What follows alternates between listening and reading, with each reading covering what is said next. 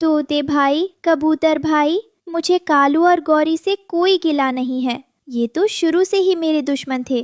पर दुख इस बात का है कि आप मेरे बचपन के दोस्त होकर भी आज मुझे इस जंगल से निकाल रहे हैं।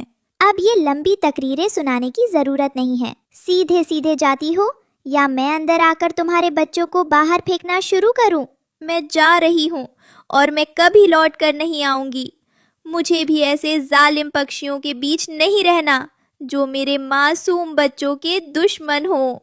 रानू चिड़िया रोते हुए अंदर जाती है और अपने बच्चों को उठाती है।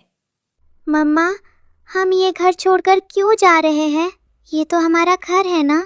बच्चों, इस जंगल के पक्षी हमारे दुश्मन बन चुके हैं। उन्हें लगता है कि तुम उनका सारा दाना खा जाओगे। मम्मा, शायद हमारे ये अंकल और आंटी ये नहीं जानते कि दाना तो मेहनत से कमाया जाता है। हम किसी के भाग्य का छीन कर नहीं खाएंगे। चलो बच्चों, हमारे पास वक्त नहीं है। सब बाहर खड़े हैं।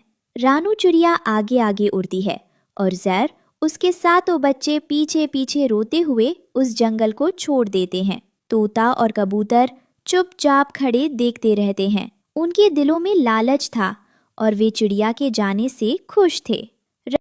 तोते भाई, कबूतर भाई, मुझे कालू और गौरी से कोई गिला नहीं है। ये तो शुरू से ही मेरे दुश्मन थे। पर दुख इस बात का है कि आप मेरे बचपन के दोस्त होकर भी आज मुझे इस जंगल से निकाल रहे हैं।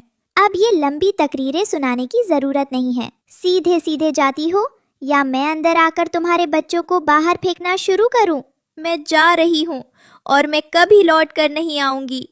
मुझे भी ऐसे जालिम पक्षियों के बीच नहीं रहना जो मेरे मासूम बच्चों के दुश्मन हो। रानू चिड़िया रोते हुए अंदर जाती है और अपने बच्चों को उठाती है।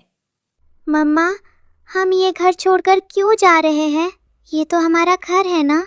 बच्चों, इस जंगल के पक्षी हमारे दुश्मन बन चुके हैं। उन्हें लगता है कि तुम उनका सारा दाना खा जाओगे। मम्मा, शायद हमारे ये अंकल और आंटी ये नहीं जानते कि दाना तो मेहनत से कमाया जाता है। हम किसी के भाग्य का छीन कर नहीं खाएंगे। चलो बच्चों, हमारे पास वक्त नहीं है। सब बाहर खड़े हैं। रानू चिड़िया आगे आगे उड़ती है और ज़ैर उसके सातों बच्चे पीछे पीछे रोते हुए उस जंगल को छोड़ देते हैं।